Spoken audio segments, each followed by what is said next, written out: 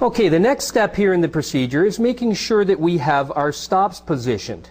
So the very first stop here is the furthest most point of travel, which eliminates the valve from running off of the end of the stone. This is what's called a bump stop. As you can see, it bumps on its stop. It's very important to make sure that the bump stop is set correctly so that it can be used to travel further to the end of the stone, but not off the end of the stone. The next stop that we have to position is our backstop to eliminate the table from moving too far back, causing the valve face to walk off the end of the grinding stone. If it walks off the end of the grinding stone, it can cause chipping of the valve stone. It can cause distortion and spiraling of the face angle on the valve. So what we want to do is position it now. Here's our bump stop. I want to bring it back so that it does not come off of the stone. We loosen this apparatus off and lock it back down. And adjust as required.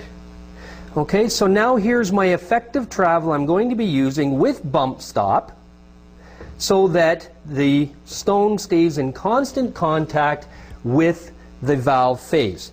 And as you can see, here is our backstop travel. Here's our forward stop travel and our bump stop travel. Okay, now allowing full contact, full use of the freshly dressed stone to give us an appropriate grinding aspect on the face of this valve. Okay, now what we want to do is we want to start up our piece of equipment. And you can see that we're in no contact right now with the valve or with the stone. We want to supply the valve with the appropriate lubrication for cutting.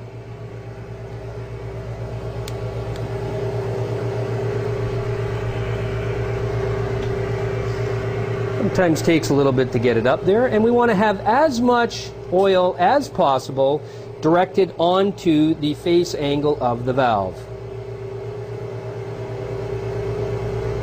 Now what we need to do is go mid-travel on the stone, and we need to establish a contact point or a cut point. So I'm going to bring the motor up until I listen for an audible tone. We want to do it slowly and precisely. The measurement's not important at this point, but we need to make and establish a contact point.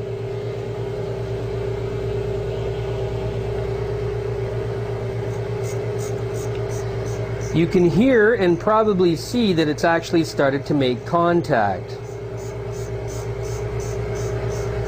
From this point, we need to get an index marker to establish where we've made contact and how far from there we're cutting or grinding into the face of the valve surface.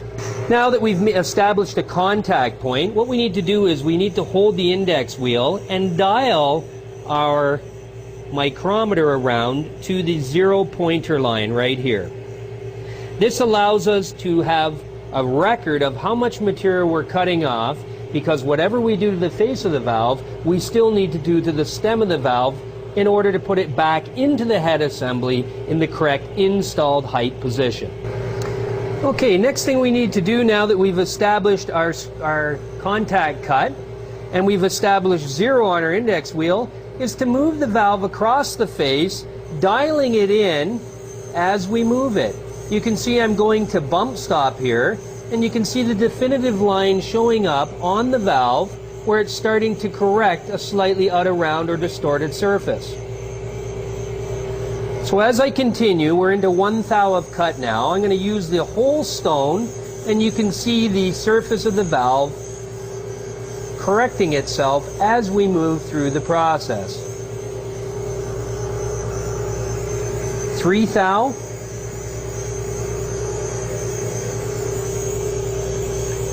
4 thou. Most valves should take no more than about 5 thou to recorrect a bad pitted position or bad pitting on the surface of the valve.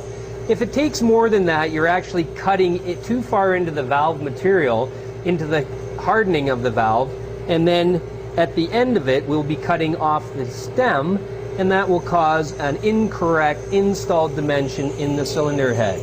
Now, I've already gone 4 thou on the increment wheel, and I'm just going to have a look at it, and it looks like we have a fairly even cut on this face.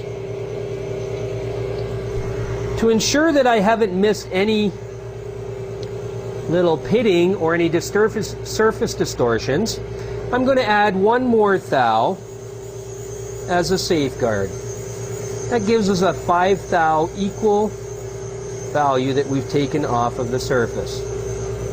Now, the important part, the next important step, is to ensure that when the valve is done being cut, the face is done being dressed, that we move the motor away from it and not directly into it. If we move it directly into it, then we distort the valve and the valve is damaged. So we can move this out. We can back off our stop, move the valve away from the stone, and stop the arbor. When we stop the arbor, we can release the chuck head, and we can do an inspection on the valve, and the next valve is ready to go through the process.